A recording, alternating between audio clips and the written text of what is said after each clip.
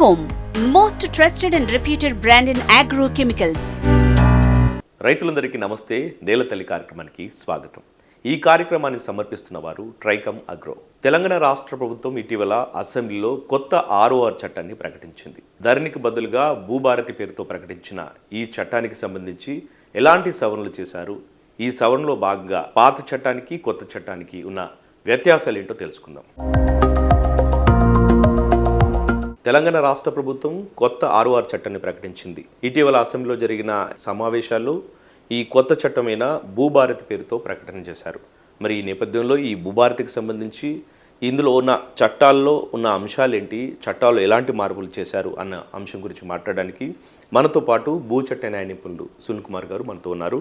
నమస్తే సునీల్ కుమార్. నమస్తే సార్, దాదాపు సంవత్సరం కాలం పాటు ఈ చట్టానికి సంబంధించి కష్టపడ్డారు.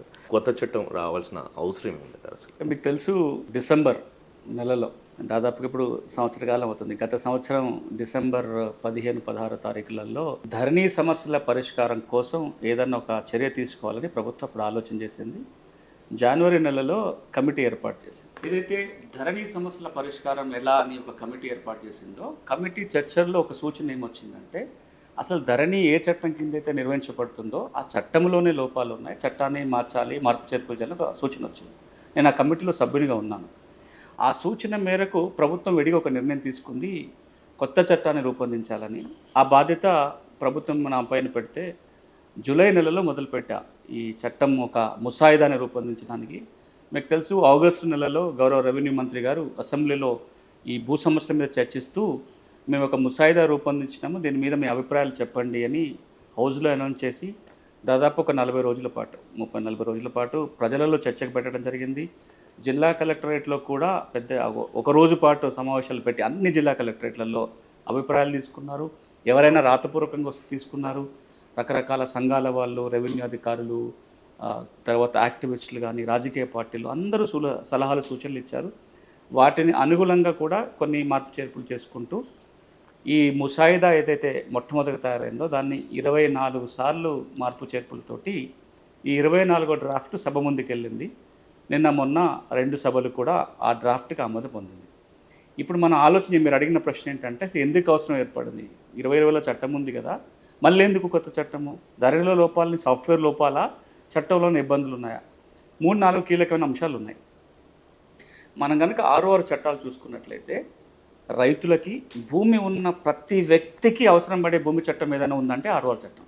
మిగతా చట్టాలు ఇంకో 80 పైగా ఉన్నా, రూల్స్తో కలిపి 124 చట్టాలు ఉన్నా కూడా మిగతా అన్ని చట్టాలు ఏదో ఒక వర్గానికి పనికొచ్చేటివి. ఇప్పుడు అసైన్మెంట్ చట్టం ఉంది, ఓ 25 లక్షల ఎకరాల భూమికి వర్తిస్తుంది. ఇనాం చట్టం ఉంది, ఓ 8 లక్షల ఎకరాలకు పనికొస్తుంది. భూదాన్ చట్టం ఉంది, 1 లక్ష ఎకరాలకు సంబంధించింది. ఎల్టీఆర్ చట్టం, అట్లా ఏ చట్టం పేరన్నా చెప్పండి, భూమి చట్టాలు ఏదో ఒక కొంత ప్రాంతానికి, కొంతమంది మనుషులకి, కొన్ని రకాల భూములకి పనికొచ్చే చట్టం. కానీ అందరి రైతులకి పనికొచ్చే చట్టం, అందరి రైతులకి నిత్యం అవసరం పడే చట్టం ఏదైనా ఉందంటే 6 చట్టం. దాన్ని రికార్డ్ ఆఫ్ రైట్స్ చట్టం అంటాం, లేదా పట్టాదారు పాస్ పుస్తకాల చట్టం అంటాం. ఇలాంటి చట్టానికి మొదట బీజం పడింది. మొట్టమొదట తెలంగాణ ప్రాంతంలో చట్టం వచ్చింది 1936లో. అది కొంత ప్రాంతానికి అమలు జరిగింది, పెద్దగా ఎఫెక్టివ్గా లేదు. అది నిజాం పరిపాలన. తర్వాత మనం హైదరాబాద్ ప్రత్యేక రాష్ట్రంగా ఉన్నప్పుడు 1945లో చట్టం చేసుకున్నాం. ఆ చట్టం కింద తయారు చేసుకున్న రికార్డే ఇప్పటికీ కొనసాగుతుంది, కాసురా పహాని. అప్పటి నుంచి మనం అలా చట్టం మార్చాల్సిన అవసరం ఏర్పడలా. కానీ 71కి వచ్చేసరికి ఉమ్మడి ఆంధ్రప్రదేశ్లో, తెలంగాణకైతే 48 చట్టం ఉంది, కానీ ఆంధ్ర ప్రాంతానికి చట్టం లేదు. కాబట్టి ఆంధ్ర ప్రాంతం కూడా వర్తించేలాగా తెలంగాణ చట్టాన్ని కొంత మార్పు చేర్పులు చేసుకుంటూ 2 ప్రాంతాలకు కలిపి ఒక ఉమ్మడి చట్టం వచ్చింది. అదే 71 చట్టం. ఆ తర్వాత ఇంకా మన 71 నుంచి 2020లో చట్టం మార్చేంత వరకు కూడా ఆ చట్టమే కొనసాగుతుంది. ఆ చట్టం కిందే రైతు పుస్తకాలు వస్తున్నాయి. కానీ 20 సంవత్సరంలో అప్పటి ప్రభుత్వం కొన్ని కారణాలతోటి టెక్నాలజీని వాడుకోవాలి, కొన్ని మార్పు చేర్పులు చేయాలని ఒక కొత్త చట్టం తీసుకొచ్చి, ఆ చట్టం కింద కొత్త సాఫ్ట్వేరు, కొత్త హక్కుల రికార్డు, ధరణి పేరుతోటి ఒక వెబ్ పోర్టల్ వచ్చింది. ధరణి మీద ఏం జరిగినా ఇంకా ఆ కంప్యూటర్లో జరగాలనే ఒక నియమం పెట్టుకున్నారు. ఇప్పుడు ఆ చట్టం వచ్చిన తర్వాత 2-3 ప్రధానమైన సమస్యలు వచ్చినాయి ధరణిలో. ఒకటి, పార్ట్ బి పేరుతోటి, అంటే ధరణికి ఎక్కకుండా, 6 ఎక్కకుండా 18 లక్షల ఎకరాల భూమి ఉంది ఈ రోజుకి కూడా. అందులో ప్రభుత్వ భూమి ఉంది, అసైన్మెంట్ భూమి ఉంది, పట్టా భూములు కూడా ఉన్నాయి. ఏదో చిన్న సమస్య ఉంది కాబట్టి తర్వాత పరిష్కరిస్తామని చెప్పి పక్కన పెట్టిన భూమి. ఆ పార్ట్ బిలో ఉన్న భూములకి 2020 చట్టం ఏ పరిష్కారం చూపలే. రెండోది పార్ట్ ఏలో ఉన్నాయి, అంటే అన్నీ బాగున్నాయని ధరణికి ఎక్కిన వాటిల్లో కూడా దాదాపుగా 40 లక్షల మంది మాకు సమస్యలు ఉన్నాయని ఇప్పటిదాకా దరఖాస్తు పెట్టుకున్నారు. ఒక అంచనా ప్రకారం ఇప్పటికి కూడా ఊళ్ళో 100-200 మందికి ఏదో ఒక రకమైన సమస్య ఉంది ధరణితోటి. దురదృష్టం ఏంటంటే ధరణిలో తప్పులుంటే, ధరణి అంటే 6 హక్కుల రికార్డు, పేరేదైనా అది హక్కుల రికార్డు. హక్కుల రికార్డుల్లో సమస్యల పరిష్కారానికి అసలు వెసులుబాటే లేదు. దాంట్లో చట్టంలో మార్గం ఉండాలి కదా, కలెక్టర్ పరిష్కరిస్తాడా, సీసీఎల్ చేస్తాడా, తహసీల్దార్ చేస్తాడా, ఎలాంటి పరిష్కార మార్గం లేదు ఆ చట్టంలో. ఇక మూడో కీలకమైన అంశము మనం చాలాసార్లు మాట్లాడుకుంది, సాదా బైనామాలకి అప్పటి ప్రభుత్వము దరఖాస్తులు ఆహ్వానించింది. 9,24,000 మంది 2020 సంవత్సరంలో దరఖాస్తు పెట్టుకున్నాం. వాటి క్రమబద్ధీకరణ నిలిచిపోయింది. ఎందుకు నిలిచిపోయింది అంటే 2020 చట్టంలో సాదా బైనామా క్రమబద్ధీకరణ చేయడానికి ఎట్లాంటి వెసులుబాటు నియమాలు లేవు కాబట్టి గౌరవ హైకోర్టు స్టే విధించింది. ఇట్లా నేను చెప్పుకుంటూ పోతే ఒక 8-9 ప్రధానమైన లోపాలు, ఇబ్బందులు 2020 చట్టంలో ఉన్నాయి. గతంలో ఉన్న 2020 ROR చట్టంలో చాలా లోపాలు ఉన్నాయన్నారు. అసలు అందులో ఉన్న లోపాలు ఏమంటారు? అన్నిటికంటే కీలకమైన లోపము, తప్పులుంటే సవరించడానికి అధికారాలు ఎవరికి లేకుండా పోయినాయి. తప్పుల సవరణకి కోర్టు మెట్లెక్కాల్సిన పరిస్థితి ఏర్పడింది. మీరు అడగొచ్చు, కలెక్టర్లు చేసేవాళ్ళు కదా, అప్పుడు సీసీఎల్ దగ్గరికి వేల దరఖాస్తులు వచ్చే పరిష్కారం చేసేవారు కదా, అవి ఎట్లా జరుగుతున్నాయని. ROR చట్టంలో అసలు అధికారం లేకుండానే ప్రభుత్వం ఒక సర్క్యులర్ ద్వారా కొన్ని అధికారాలు కట్టబెట్టింది. దాని కింద వాళ్ళు సమస్యల పరిష్కారం చేస్తున్నారు. కానీ ఇట్లా చేయటం తప్పని గౌరవ హైకోర్టులో చాలా కేసులు పెండింగ్ ఉన్నాయి. రేపో మాపో అవి చిక్కుళ్ళు పడే అవకాశం ఉంటుంది. ఎందుకంటే ఏ అధికారి ఏ పని చేయాలన్నా దానికి ఒక చట్టబద్ధత ఉండాలి. పలానా చట్టం కింద పలానా సెక్షన్ కింద అధికారం ఇస్తే దాని ప్రకారం చేయాలి. కానీ ధరణిలో అట్లాంటి వెసులుబాటు లేదు. అదొక ప్రధాన లోపం. ఇక రెండో లోపం, నేను ఇంతకుముందు అన్నట్టుగా పార్ట్ బికి ఎక్కిన 18 లక్షల ఎకరాల సమస్య పరిష్కారానికి చట్టంలో మార్గం లేదు. మూడోది, నేను ఇంతకుముందు పేర్కొన్నట్టుగా సాదా బైనామాలు చేయాలి అంటే చట్టంలో నియమం లేదు. ఇక నాలుగవది ప్రధానమైనది, ఇప్పుడు వారసత్వంగా నాకు భూమి వచ్చింది, మా నాయన చనిపోయిండు, మేము ఇద్దరం అన్నదమ్ములు ఉన్నాము, మా ఇద్దరం పంచుకోవాలి. మా తమ్ముడు ఊళ్ళో ఉంటాడు, నేను హైదరాబాద్లో ఉన్నా. మా తమ్ముడు ఒక్కడే పోయి తహసీల్దార్కి దరఖాస్తు పెట్టుకొని అగ్రిమెంట్ ఒక స్టేట్మెంట్ రాసుకొని నేనే వారసుని దరఖాస్తు పెట్టుకుంటే విచారణ చేసే అధికారి తహసీల్దార్కి లేదు కాబట్టి ఒకరి పేరు మీద పట్టా చేసేయచ్చు.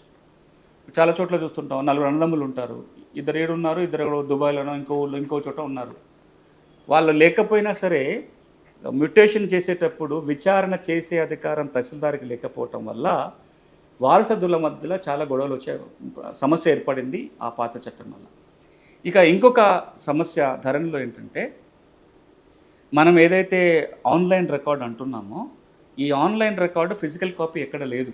అప్పట్లో చాలా సందర్భాలు ఏమన్నారంటే ఆన్లైన్ రికార్డు ఉండాలి, మాన్యువల్గా కూడా ఒక రికార్డు మెయింటైన్ చేసుకుంటే కంప్యూటర్లో తప్పులు జరిగినా పోల్చుకొని చూసుకోవడానికి ఉంటుంది, తప్పులు సవరించుకోవడానికి అవకాశం ఉంటుంది అన్నారు తప్ప చట్టంలో ఎక్కడ పొందుపరచలేదు. దాంతోపాటు ఒకప్పుడు ROR రికార్డు MRO ఆఫీస్లోనో కంప్యూటర్లోనో ఉండేది. దాంతో గ్రామాలలో ఉన్న రెవెన్యూ రికార్డులు కూడా మెయింటెనెన్స్ జరిగేది. అది అక్కడ ఉన్న రెవెన్యూ అధికారులు అవి కూడా కంప్యూటర్లో మెయింటెనెన్స్ జరిగేది. ఆ లింక్ తెంపేశారు పాత చట్టంలో. ఇప్పుడు మళ్ళీ దాన్ని చేసుకోవాల్సిన అవసరం ఉంది. ఇక పెద్ద ఎత్తున చర్చ జరిగిన మరో అంశం ఆ చట్టం కింద లోపాల కింద, ఎవరైతే అనుభవంలో ఉన్నారో అనుభవదారు కాలంలో మాత్రం వాళ్ళు యజమానులు, కౌలుదారుల గురించి మాట్లాడట్లా, కౌలుదారుల అంశం వేరు. మళ్ళీ యజమానికి కావాల్సిన వాళ్ళు కేవలం అనుభవదారు కాలంలో కొనసాగుతున్నారు. నేను సాదా వాళ్ళు కొనుక్కున్నా, నేనే యజమాని, ఇంకా పట్టాదారు కాలే. మా తాత ముత్తాత నుంచి భూమి వచ్చింది, మా తాత పేరే రికార్డులు ఉంది, మేము వారసులుగా కాస్తు కాలంలో మాత్రమే ఉన్నాం, నేను ఓనర్నే, కానీ ఇంకా పట్టాకి ఎక్కల. ఇప్పుడు ఏమైంది, ఈ కాస్తు కాలం తొలగించడం వల్ల ఓనర్లు కావాల్సినవి కేవలం కాస్తులోనే కొనసాగుతున్న అందరికీ కూడా హక్కులకు ఇబ్బందులు ఏర్పడినాయి. ఉన్న ఏకైక సాక్ష్యం పోయింది. నా దగ్గర పాస్ పుస్తకం లేదు, కనీసం నేను పహానీలో నాకు సాక్ష్యం దున్నుకున్నట్టుగా సాక్ష్యం ఉంటుందంటే అది కూడా పోయింది. ఇప్పుడు అది మనం ఏదైనా చేయాల్సి, ఈ లోపాలని సవరించడం కోసం ఈ చట్టంలో చాలా వెసులుబాటుగా ఇప్పుడు కల్పించడం జరుగుతుంది. ఈ కొత్త చట్టం రూపకల్పన చేయడానికి అసలు ఎలాంటి కసరత్తు జరిగింది, ఏ అంశాలు చర్చించారు? ఇది ఒక యజ్ఞంలాగా చేశాం. అంటే చట్టం ఎట్లా రాయాలో చెప్పడం కోసం పాఠ్యపుస్తకాలలో కూడా దీన్ని పొందుపరిచే అంత కష్టపడ్డాం. ఒకరే అది ఒక పెద్ద టీం వర్క్.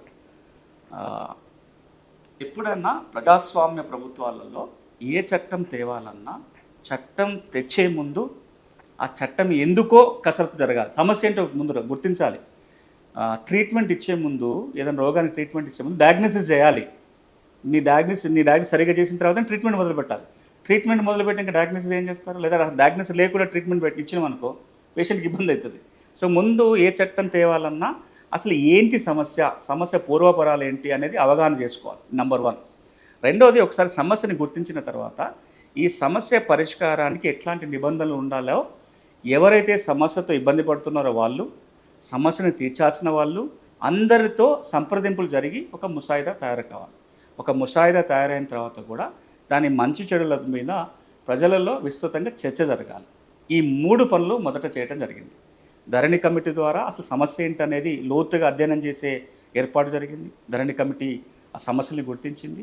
ఒక అభిప్రాయానికి వచ్చింది ఏంటంటే చట్టంలో మార్పు చేర్పు జరగాలి అని ఒక నిర్ణయానికి వచ్చిన తర్వాత ఒక ముసాయిదా తయారు చేసి, ఆ ముసాయిదాలు ఏముండాలో కూడా ముందే అభిప్రాయాలు తీసుకొని ఆ అభిప్రాయాల మేరకు ముసాయిదాలు పెట్టి ఆ తయారైన ముసాయిదాని ప్రజలకే అందుబాటులో ఉంచడం జరిగింది.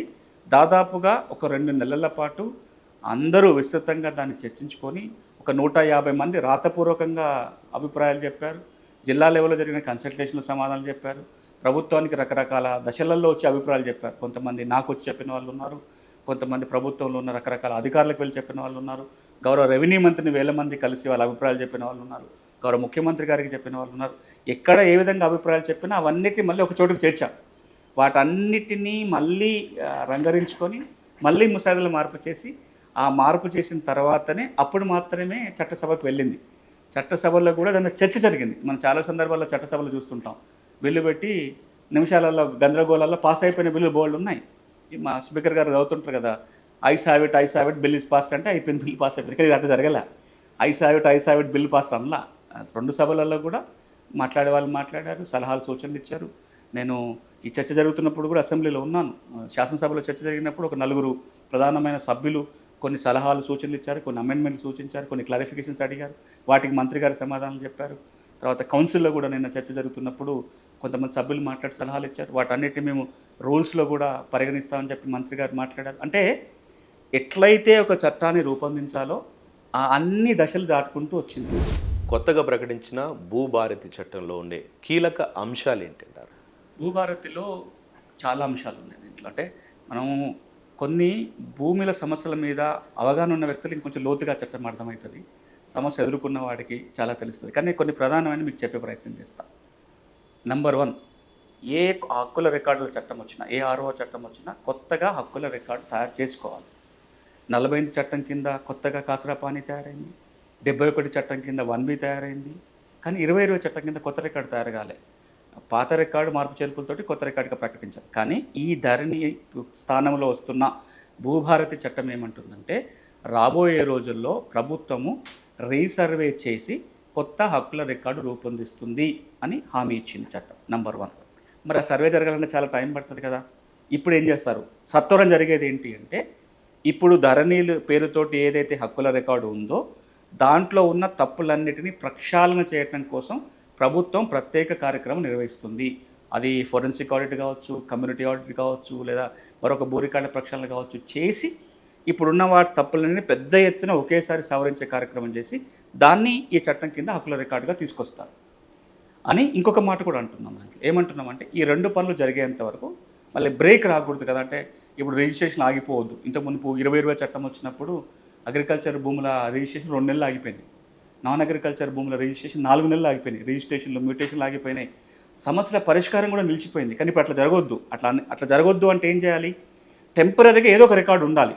అందుకే చట్టం ఏమన్నదంటే, తాత్కాలికంగా అంటే ఈ 2 పనులు జరిగేంత వరకు, రికార్డు పక్షాలు జరిగేంత వరకు, ఆ తర్వాత రికార్డు పక్షాలు జరిగే లోపల తాత్కాలికంగా ఇప్పుడు ధరణిలో ఉన్న రికార్డు ఇప్పుడు కూడా హక్కుల రికార్డుగా కొనసాగుతుంది.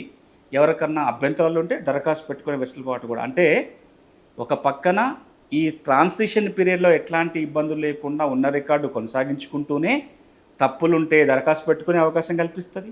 ప్రభుత్వమే తనంతట తానుగా కూడా ఒక ప్రక్షాళన కార్యక్రమం చేసే అవకాశం కల్పిస్తుంది, రీసర్వే చేసే అవకాశం కూడా కల్పిస్తుంది. ఇది ఒక ప్రధానమైన అంశం. ఇక రెండవది, ఒకసారి హక్కుల రికార్డు తయారైన తర్వాత ఏదైతే మనము మ్యూటేషన్ జరగాలో రిజిస్ట్రేషన్ ద్వారా కానీ, వారసత్వంగా కానీ, మరే ఇతర మార్గాల ద్వారా భూమి మీద హక్కులు దఖలు పడినప్పుడు ఆర్డీఓ తహసీల్దారుకి రికార్డింగ్ అధికారాలు ఇచ్చారు, వారు మ్యూటేషన్లు చేస్తారు. ఇది ఒక కొత్త ఫీచర్. దీంట్లో రిజిస్ట్రేషన్ తప్పుగా జరిగితే అటు మ్యూటేషన్లో కూడా విచారణ చేసే అధికారం, వారసత్వం మధ్యలో జరిగినప్పుడు విచారణ అవకాశం, ఇవన్నీ కల్పించడం జరిగింది. ఇంకా 2-3 కీలకమైన ఫీచర్స్ ఏంటంటే, ఇంతకుముందు చెప్పినట్టుగా అప్పీల్ యంత్రాంగం వస్తుంది. జిల్లా స్థాయిలో ట్రిబ్యునల్ రాబోతున్నాయి. అది ఉమ్మడి జిల్లాకు ఒకటో లేదా చిన్న జిల్లాకు ఒక ఇప్పుడు ఏర్పడిన 33 జిల్లాలకు ఒక్కొక్క జిల్లాకు ఒక ట్రిబ్యునల్ కావచ్చు. అవసరాన్ని బట్టి ఎంత ప్రాంతానికి ఒక ట్రిబ్యునల్ కావాలంటే భూమి ట్రిబ్యునల్ రాబోతున్నాయి. సాదా బైనామాల పెండింగ్ దరఖాస్తులన్నిటి కూడా మోక్షం కల్పించే ప్రయత్నం జరుగుతుంది. ఇవే కాక కొత్తగా ఒక 3-4 అంశాలు ఈ చట్టంలో వస్తున్నాయి. ఒకటి, కంప్యూటర్ రికార్డుతో పాటు దీన్ని ప్రతి సంవత్సరం ప్రింట్ తీసి ఒక కాపీ భద్రపరచడం జరుగుతుంది. ఇక ఇట్లా భద్రపరచడం వల్ల ఏమవుతుందంటే కంప్యూటర్లో ఇబ్బందులు ఉన్నా చూసుకోవడానికి ఒక కాగితం రికార్డు కూడా ఉంటుంది. ఇది రాబోతుంది. మొట్టమొదటిసారిగా ఆబాది గ్రామ కంఠాలకు కూడా రికార్డు రాబోతున్నాయి. వ్యవసాయ భూములకు మాత్రమే కాదు, వ్యవసాయేతర భూములకి, గ్రామ కంఠం ఆబాదీలకి కూడా హక్కుల రికార్డు తయారు కాబోతుంది ఈ చట్టం కింద. అంతేకాకుండా ప్రతి భూకమతానికి ఒక ప్రత్యేక గుర్తింపు సంఖ్య, ప్రతి భూ యజమానికి ఒక ప్రత్యేక గుర్తింపు కార్డు, భూదారు నెంబరు, భూదారు కార్డు ఇవ్వటం కోసం ఈ చట్టంలో వెసులుబాటు. ఇక నాకు అన్నిటికంటే ఒక సంతోషకరమైన విషయం చట్టంలో ఏంటంటే ఇప్పటిదాకా ఏ రెవెన్యూ చట్టంలో ఆ మాట లేదు. మొట్టమొదటిసారిగా బహుశా దేశంలో ఏ రెవెన్యూ చట్టంలో ఒక లేని మాట ఈ చట్టంలో ఉంది. అదేంటంటే ఎవరైనా ఆర్థిక కారణాల వల్లనో మరొక కారణాల వల్లనో ఈ చట్ట ప్రకారము తమకు సమస్య ఉన్నప్పుడు అప్పీల్కి వెళ్ళలేని పరిస్థితి ఉంటే, లాయర్లను పెట్టుకోవచ్చు, నేను దరఖాస్తే రాసుకోలేని పరిస్థితి ఉంది, నాకు అప్పీల్ చేసుకునే ఆర్థిక వనరులు లేవు, లేకపోతే నాకు అవగాహన లేదు, నాకు శక్తి సామర్థ్యం లేవనుకున్నప్పుడు వాళ్ళందరికీ ఉచితంగా న్యాయ సహాయం అందించి వాళ్ళ కేసుల పరిష్కారానికి కృషి చేయాల్సిన బాధ్యత కూడా ప్రభుత్వం మీద పెడుతూ ఈ చట్టంలో నియమం పెట్టడం జరిగింది. ఇవి ఈ కొత్త చట్టంలో ఉన్న కొన్ని ప్రధానమైన అంశాలు. ఈ 2020లో రూపొందించిన చట్టానికి సంబంధించి దానికంటే ఇది మెరుగైన చట్టం అని ఏ విధంగా చెప్తారు? ఇప్పుడు చాలామంది అడుగుతున్నారు, 2020 చట్టం కంటే ఏం భిన్నంగా ఉంది, ఏమి మెరుగైన నియమాలు దీంట్లో వస్తున్నాయి. ఇప్పటిదాకా నేను చెప్పినవన్నీ కొత్తగా వచ్చేటివే. మీరు 2020 చట్టం కనుక మీరు ఆలోచించి చూసినట్లయితే 2020 చట్టం ప్రధానంగా 2-3 ముక్కలు చెప్పాలంటే ఏముంది 2020 చట్టంలో? 2020 చట్టం రాగానే పాత ఆర్ఓఆర్ ఈ చట్టం కింద ఆర్ఓఆర్గా కొనసాగుతుంది. ఎవరికైనా రిజిస్ట్రేషన్ చేయించుకోవాలన్నా, మ్యూటేషన్ లేదా వారసత్వంగా భూమి వచ్చినా, కోర్టు తీర్పులు వచ్చినా తహసీల్దార్కి దరఖాస్తు చేసుకుంటే మ్యూటేషన్ చేస్తారు, వాళ్ళకి పాస్ పుస్తకాలు ఇస్తారు. ఇంతే కదా చట్టం ఉంది. కానీ సమస్యల పరిష్కారానికి సంబంధించి కానీ, సాదా బైనామాలకు సంబంధించి కానీ, గ్రామ రెవెన్యూ లెక్కలకు సంబంధించి కానీ, అప్పీల్ వ్యవస్థ కానీ ఇవేవి ఆ చట్టంలో లేదు. అందుకే ఈ 2024 చట్టం ఏదైతే భూభారతి చట్టం ఉందో ఇది 1948లో తెలంగాణలో ఉన్న చట్టంలో ఉన్న కొన్ని మంచి అంశాలు, 1971 ఉమ్మడి ఆంధ్రప్రదేశ్లో చేసిన ఆర్ఓఆర్ చట్టంలో ఉన్న కొన్ని ముఖ్యమైన మంచి అంశాలు, అదేవిధంగా గౌరవ రెవెన్యూ మంత్రిగా చాలా సందర్భాలలో వారు మీడియాలో మాట్లాడుతూ కానీ హౌస్లో కూడా ఒక మాట చెప్పారు, 18 రాష్ట్రాలలో అమల్లో ఉన్న ఆర్ఓఆర్ చట్టాలను అధ్యయనం చేశాం. ఈ 18 రాష్ట్రాలలో ఆర్ఓఆర్ చట్టాలలో ఉన్న కొన్ని మంచి అంశాలను కూడా, ఉదాహరణకి బీహార్లో మ్యూటేషన్కి సంబంధించి ఒక ప్రత్యేక చట్టం ఉంది, కొన్ని మంచి అంశాలు ఉంటే అందులో సేకరించడం జరిగింది. కర్ణాటకలో ఆర్ఓఆర్కి సంబంధించి కొన్ని నియమాలు ఉన్నాయి, వాటిని కూడా తీసుకోవడం జరిగింది. వీటన్నిటినీ పొందుపరుస్తూ ఈ చట్టం తయారైంది కాబట్టి డెఫినెట్గా మెరుగ్గా ఉంటుంది. మీకు ఇంకో కొన్ని ఇప్పటిదాకా మాట్లాడి ఇంకో 2-3 అంశాలు గుర్తు చేస్తా. కర్ణాటక అన్నాం కాబట్టి మన 48 చట్టంలోనేమో మ్యూటేషన్ చేసిన తర్వాత తప్పకుండా సబ్ డివిజన్ జరగాలని ఉంటుంది. కర్ణాటక చట్టంలోనేమో మ్యూటేషన్ కంటే ముందే మ్యాప్ ఉండాలని ఉంటుంది. అందుకే మనం రెండింటిని కలిపి 2024 చట్టంలో ఏం చెప్తున్నామంటే ప్రభుత్వం నిర్ణయించిన తేదీ నుంచి మ్యూటేషన్ లేదా రిజిస్ట్రేషన్ కంటే ముందే సర్వే సబ్ డివిజన్ మ్యాప్ ఉండాలి. ఒకసారి మ్యూటేషన్ జరగగానే రెవెన్యూ రికార్డులో కూడా వాటిని నమోదు చేయాలి, మ్యాప్లో కూడా నమోదు చేయాలి. దాంతోపాటు పాస్ పుస్తకంలో కూడా మ్యాప్ ఇవ్వాలని పెట్టాము దాంట్లో. అంటే గెట్టు తగాదలు ఏది లేకుండా పాస్బుక్లోనే మ్యాప్ తీసుకొచ్చే ఏర్పాటు కూడా చేయడం జరిగింది. ఇట్లా మనం పోల్చుకొని చూసుకుంటే అవి 23 సెక్షన్సే కావచ్చు, కానీ ఈ రోజున తెలంగాణ రాష్ట్రంలో 1,30,00,000 ఎకరాల వ్యవసాయ భూమికి సంబంధించి అందులో పరిష్కారాలు ఉంటాయి. అంతేకాకుండా నాన్ అగ్రికల్చర్ ల్యాండ్ కూడా ఇంకా దాదాపు ఇంకొక 1,00,00,000 ఎకరాల నాన్ అగ్రికల్చర్ ల్యాండ్ ఉంటుంది. ఆ బాధలు మిగతా కలిపితే ఈ అటవీ భూమి, ప్రభుత్వ భూములు, అంటే మన గవర్నమెంట్ ల్యాండ్ పక్కన పెట్టేస్తే మిగతా అన్ని భూములకి చట్టం కింద రికార్డు తయారు చేసుకోవచ్చు. అది ఎండోన్మెంట్ ల్యాండ్ కూడా ఇలా రికార్డులు ఎక్కించేసి ఎండోన్మెంట్ దేవుడి పేరు మీద పాస్ పుస్తకాలు ఇవ్వడానికి అవకాశం ఉంది. సార్, ఇప్పుడు తెలంగాణ రాష్ట్రంలో ఇంతకుముందు ఉన్న ఆర్ఓఆర్ చట్టాలు కనుక చూసుకుంటే, ఒకటి 1948, 2 1971, వీటికి మించి కొత్త ఆర్ఓఆర్ చట్టంలో ఏముంది? 48 చట్టంలో అది ఉమ్మడి ఆంధ్రప్రదేశ్ అంటే ఏర్పడకంటే ముందు హైదరాబాద్ రాష్ట్రంగా తెలంగాణ ప్రాంతంలో ఉన్నప్పుడు తయారు చేసుకుంటున్న ఆర్ఓఆర్ చట్టం. 1971 చట్టము ఉమ్మడి ఆంధ్రప్రదేశ్లో తెలంగాణ ఉన్న ఆర్ఓఆర్ చట్టాన్ని కొంత మెరుగుపరుస్తూ ఆంధ్ర ప్రాంతంతో కలుపుకొని ఉమ్మడి రాష్ట్రాన్ని కోసం చేసిన ఆర్ఓఆర్ చట్టం. అది ఎప్పుడు వచ్చింది? 71 చట్టం దాదాపు 50 ఏళ్ళు, 48, 49 ఏళ్ళు అవుతుంది. 48 చట్టం వచ్చి ఓ 70 ఏళ్ళు అవుతుంది. అప్పటి పరిస్థితులకి, అప్పుడున్న రెవెన్యూ యంత్రాంగానికి, వాటి పరిస్థితుల ఆధారంగా వచ్చిన చట్టం. అప్పటికి ఇప్పటికి 2, 3 ప్రధానమైన మార్పులు ఉన్నాయి. ఒకటి, అప్పటి రికార్డులన్నీ కూడా ఒరిజినల్‌గా భూమి రికార్డులన్నీ కూడా పన్ను వసూలు చేయడం కోసం రాసుకున్న రికార్డులు. తర్వాత 6 రికార్డులు ఎందుకు వచ్చినాయంటే పన్ను వసూలుతో పాటుగా రైతుకు ప్రభుత్వం ఏదన్నా బెనిఫిట్ ఇవ్వాలనుకున్నప్పుడు లేదా రైతు రుణాలు తెచ్చుకోవటానికి ఒక సాక్ష్యం ఉండడం కోసం ప్రధానంగా తయారు చేసుకున్న రికార్డు. మీరు 71 చట్టం యొక్క స్టేట్మెంట్ ఆఫ్ ఆబ్జెక్టివ్ రీజన్స్ అవుతే ఏమని ఉంటుంది? రైతు రుణాలు తెచ్చుకునేటప్పుడు సబ్సిడీ ఎరువుల విత్తనాల కోసం ప్రతిసారి అడంగల్ పహానీ ఈ రికార్డుల మీద ఆధారపడకుండా తన చేతిలోనే ఒక పర్మనెంట్ ఆధారం పెట్టినట్లయితే రుణం తెచ్చుకోవడం సులభం అవుతుంది, లేదా సబ్సిడీ విత్తనాలు, ఎరువులు, పురుగు మందులు తెచ్చుకోవడానికి వీలవుతుంది. ఆ ఉద్దేశాలతో చేసుకున్న చట్టాలు అప్పుడు. ఇప్పటికి ఏమవుతుంది? ఇప్పుడు రెవెన్యూ ఉందా? భూమి శిస్తు లేదు. రెండోది, శిస్తు లేకపోగా ప్రభుత్వమే రైతులకి చాలా స్కీమ్స్ ద్వారా డైరెక్ట్ క్యాష్ ట్రాన్స్ఫర్ చేస్తుంది. ఇప్పుడు రైతు బంధు, రైతు భరోసా కావచ్చు, లేదా రైతు బీమా కావచ్చు, ఇతర పథకాల ద్వారా రైతులకే మనం డబ్బులు ఇస్తున్నాం. ఇదొక మార్పు. రెండవ మార్పు ఏంటంటే టెక్నాలజీ చాలా పెరిగింది. అధునాతనమైన టెక్నాలజీ మన దగ్గర అందుబాటులో వచ్చింది. కంప్యూటరీకరణ జరిగింది కాబట్టి ఈ రెండింటిని జోడించుకుంటూ ఒకప్పుడు రెవెన్యూ శిస్తు కోసం ఉద్దేశించిన రికార్డు ఈ రోజున హక్కులను కాపాడడం కోసం రికార్డు ఉండాల్సిన పరిస్థితికి వచ్చినాం కాబట్టి ఈ 71లో 48లో ఉన్న కొన్ని మంచి నియమాలు ఉంచుకుంటూనే వాటిని ప్రోగ్రెసివ్గా ఏం చేయొచ్చు అనేదే ఇప్పుడు మీకు 2024 చట్టంలో కనపడుతుంది. ఇప్పుడు 71 చట్టంలో అప్పీలేట్ అథారిటీ ఉంటుంది. ఇందులో కూడా ఉంటుంది అప్పీలేట్ అథారిటీ. కానీ ఇప్పుడు అంతా ఇది ఆన్లైన్లో ఉంటుంది. యాప్ ఉంటుంది. మీరు దరఖాస్తు పెట్టిన దగ్గర నుంచి పరిష్కారం అయ్యేంత వరకు మీ కంప్యూటర్లో చూసుకోవచ్చు. ఎక్కడ కోర్టులో ఉంది, ఆర్టీఓ దగ్గర ఉందా, కలెక్టర్ దగ్గర ఉందా, ఎప్పుడు హీరింగ్ ఉంటుంది, ఎప్పుడు పరిష్కారం చేయబోతున్నారు అనేది ఇందులో టెక్నాలజీ మార్పు వస్తుంది. రెండోది, ఒకప్పుడు అందులో ఎంఆర్ఓ మాత్రమే రికార్డింగ్ అథారిటీ ఉండేది. ఇప్పుడు కొన్ని అంశాలకి ఆర్డీఓని కూడా ఇందులో రికార్డింగ్ అథారిటీ చేశారు. ఎందుకంటే కోర్టు తీర్పులు కావచ్చు, ఇతర సందర్భాల్లో ఇంకొంచెం స్క్రూటినీ చేయాల్సిన అవసరం ఉంటుంది కాబట్టి. ఈ ఉదాహరణతో మీకు కీలకమైన మాట ఏంటంటే 48, 71కి చాలా భిన్నంగా ఉంటుంది. కానీ 48, 71 చట్టం పునాదుల మీద 2024 చట్టం తయారైంది. 2020 చట్టం ఏమో పునాదులు ఏమి లేకుండా పూర్తిగా వదిలించుకొని కొత్తగా ఏదో తయారు చేసే ప్రయత్నం జరిగింది. అందులో లోపాలు ఎందుకు వచ్చినాయి అంటే పునాది సరిగ్గా లేదు కాబట్టి. అందుకే 2024 చట్టం ఒక బలమైన పునాదిని ఏర్పాటు చేసి దాని మీద ఒక మంచి బిల్డింగ్ కట్టే ప్రయత్నం. అందుకే 48, 71లో మంచిని స్వీకరిస్తూనే కొంత ఇంప్రూవ్మెంట్స్ దీంట్లో చేయడం జరిగింది. ఈ చట్టం రూపకల్పనలో భాగంగా దాదాపు మీరు 18 రాష్ట్రాల చట్టాలను అధ్యయనం చేశారంటున్నారు కదా. మరి ఈ చట్టాలలో ఏ అంశాలను తీసుకున్నారు, ఏ రాష్ట్రాలకు సంబంధించి ఏ అంశాలను మీరు తీసుకోవడం జరిగింది? ఒక మాట చెప్పాలి, ఆర్ఓఆర్ హక్కుల రికార్డు అనేది భారతదేశం యొక్క పదం కాదు. అంటే అది బ్రిటిష్ వాళ్ళు మనకు ఇంట్రొడ్యూస్ చేసిన ఒక అంశం. భారతదేశంలో ఒకప్పుడు అసలు ఏ రికార్డు ఉండేది కాదు భూమికి సంబంధించి.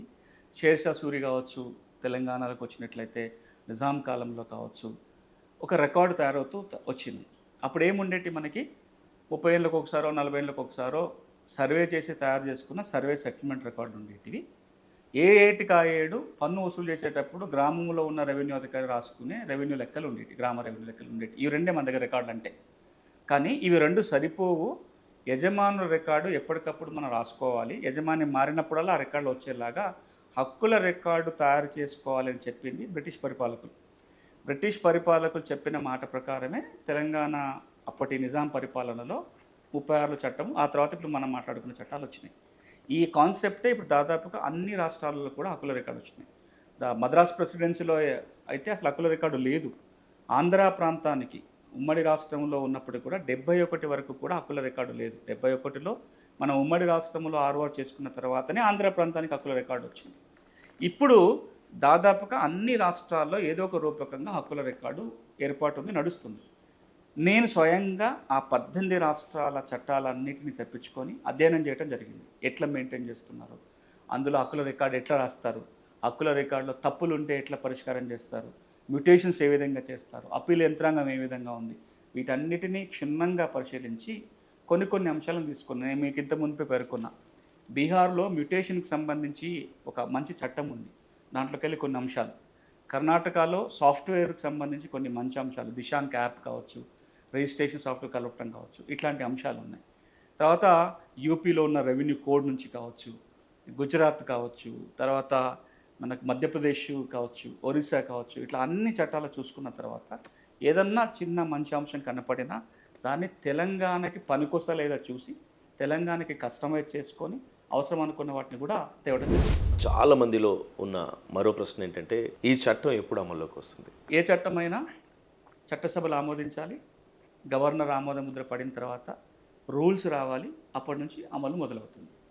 20వ చట్టం ఏం జరిగింది అంటే, చట్టం శాసనమండలి ఆమోదించిన తర్వాత గవర్నర్ ఆమోదంతో రూల్స్ రాకముందే చట్టం అమల్లోకి వచ్చేసింది. కానీ ఈ రోజున ప్రభుత్వం చాలా స్పష్టంగా గౌరవ ముఖ్యమంత్రి గారు కానీ రెవెన్యూ మంత్రి గారు చెప్పింది ఏంటంటే, చట్టం రాగానే మేము ఇప్పుడు 3 సంవత్సరాలు టైం తీసుకోము, ఇప్పుడు ఇంతకుముందు చట్టంలాగా మేము ఒక 2-3 నెలల్లోనే రూల్స్ తీసుకొస్తాము, సాఫ్ట్వేర్లో కూడా మార్పులు చేసి 2-3 నెలల్లోనే చట్టాన్ని అమలులోకి తీసుకొస్తామని వారు చెప్పారు. కాబట్టి ఈ 2-3 నెలల్లో రూల్స్ వస్తాయి, కొత్త సాఫ్ట్వేరు కొత్త వెబ్సైట్ ద్వారా వెంటనే అమల్లోకి వస్తాయని ఆశిస్తున్నాం.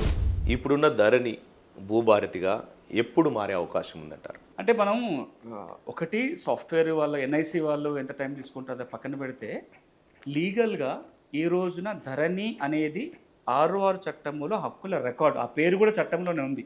2020 చట్టంలోనే ధరణి పేరు ఉంది. ఇప్పుడు ధరణి పేరు మారాలంటే ఏం జరగాలి? చట్టం మారాలి. అంటే కొత్త చట్టం ఏ రోజునైతే నోటిఫై అవుతుందో, అంటే ఏ రోజునైతే గవర్నర్ గారి ఆమోద ముద్ర పడి ప్రభుత్వం ఒక డేట్ నోటిఫై చేయాలి, ఆ రోజు నుంచి మాత్రమే ధరణి భూభారతిగా మారుతుంది. చాలామంది ఏమనుకున్నారంటే, నిన్న చట్టసభ ఆమోదించేసింది కాబట్టి ఈ రోజు నుంచి ధరణి పేరు కాస్త భూభారతిగా మారిపోతుంది అనుకుంటున్నారు. కానీ టెక్నికల్గా ఏంటంటే, ఈ కొత్త చట్టం ఏ రోజు నుంచి అయితే అమల్లోకి వస్తుందో ఆ రోజు నుంచే ధరణి భూభారతిగా మారుతుంది. ఇప్పుడు ఈ కొత్త చట్టం వచ్చే వరకు సమస్యల పరిష్కారం ఏ విధంగా ఉంటుంది? అంటే సమస్యల పరిష్కారం ఏమైనా ఆగిపోతుందా? ఎలాంటి అధికారాలు ఉంటాయి? అంటే ప్రభుత్వం ఒక మాట స్పష్టంగా ఏమందంటే, కొత్త చట్టం అంతా వచ్చే వరకు పాత చట్టం ఏం చెప్తే జరగాలి. ఇంత మునుపులాగా రిజిస్ట్రేషన్ నిలుపుదల చేయటము, లేకపోతే ఏదన్నా సమస్యల పరిష్కారాన్ని ఆపడం జరగదు. ఎప్పుడైతే ఈ చట్టసభలో చర్చ వస్తుందో ఒక ఫేక్ మెసేజ్ సర్క్యులేట్ అయింది. సిసిఎల్ఏ గారు ఒక సర్క్యులర్ ఇచ్చిండ్రని, ఇక కొత్త చట్టం వచ్చేంత వరకు ఏ రెవెన్యూ అధికారి ఎట్లాంటి ఉత్తర్వులు ఇవ్వద్దని, సమస్యల పరిష్కారాన్ని తాత్కాలికంగా నిలిపేయమని చెప్పారని ఒక సర్క్యులర్ వచ్చింది. దానికి సిసిఎల్ఏ గారు కూడా క్లారిఫికేషన్ చెప్పారు. అట్లాంటి సర్క్యులర్ ఏది లేదు. ఈ రోజున 2020 చట్టం కింద ప్రభుత్వం ఇచ్చిన సర్క్యులర్ ద్వారా ఏ పద్ధతిలోనైతే రిజిస్ట్రేషన్లు కావచ్చు, సమస్యల పరిష్కారం కావచ్చు, అది కొనసాగుతుంది. దాన్ని ఆపమని ఎక్కడా ప్రభుత్వం చెప్పాల. ఇది కొనసాగుతుంది. కొత్త చట్టం ఏ రోజైతే అమల్లోకి వస్తుందో ఆ కొత్త చట్టం చెప్పినట్టుగా కొత్త పద్ధతులు వస్తుంది. సార్, తెలంగాణ ప్రభుత్వం వీటితో పాటు ఇంకేదైనా చట్టాలు ఏదైనా మార్పులు తీసుకొచ్చే అవకాశం ఉందంటారా? తప్పకుండా చేయాల్సిన అవసరం అయితే ఉంది. ఎందుకంటే ఉన్న భూమి చట్టాలలో 6 కీలక చట్టం, కానీ ఇతర చట్టాల్లో కూడా అసైన్మెంట్ చట్టం కావచ్చు, ఈనాం చట్టం కావచ్చు, ఓవర్స్ లేకపోతే టెండెన్సీ చట్టం కావచ్చు, అట్లా మనకు ఒక 80 చట్టాలు ఉన్నాయి. గౌరవ రెవెన్యూ మంత్రి గారు హౌస్లోనే చెప్పిన మాట ఏంటంటే, అన్ని చట్టాల స్థానంలో తెలంగాణకి ఒకే ఒక చట్టం ఉంటే బాగుంటుందని ఎప్పటి నుంచో మనం మాట్లాడుకుంటున్నాం. మీకు కూడా జ్ఞాపకం ఉంటుంది, మనం కూడా మన నెలతల్లి కార్యక్రమంలో చాలాసార్లు అన్నాం, భూ చట్టాలన్నీ కలిపి రెవెన్యూ కోడ్గా ఒకటి వస్తే బాగుంటుందని. గౌరవ రెవెన్యూ మంత్రి గారు ఆ ప్రకటన చేశారు. రాబోయే రోజులలో తెలంగాణలో ఉన్న మిగతా అన్ని భూమి చట్టాలను కలిపి వాటిని సంస్కరించుకుంటూ ఒక కొత్త చట్టం చేయాలని వారు ఆలోచన చేస్తున్నారు. ఒకే ఒక తెలంగాణ భూమి చట్టం వచ్చే అవకాశం ఉంది. Thank you so much sir. ఈ కొత్త చట్టం అవసరం ఎంతవరకు ఉందో చాలా వివరంగా చెప్పారు. దీంతోపాటు ఇప్పుడు మరికొద్దిసేపట్లో లైవ్ డిబేట్ కార్యక్రమం ఉంటుంది. ఆ లైవ్ డిబేట్ కార్యక్రమంలో సునీల్ కుమార్ గారు పాల్గొంటారు. మీకేదైనా సందేహాలుంటే, భూములకు సంబంధించి మీకేదైనా సందేహాలుంటే అడిగి తెలుసుకోవచ్చు. ఇది వాళ్ళ నెలతల్లి కార్యక్రమం. మరో ఎపిసోడ్లో మళ్ళీ కలుద్దాం. నమస్తే.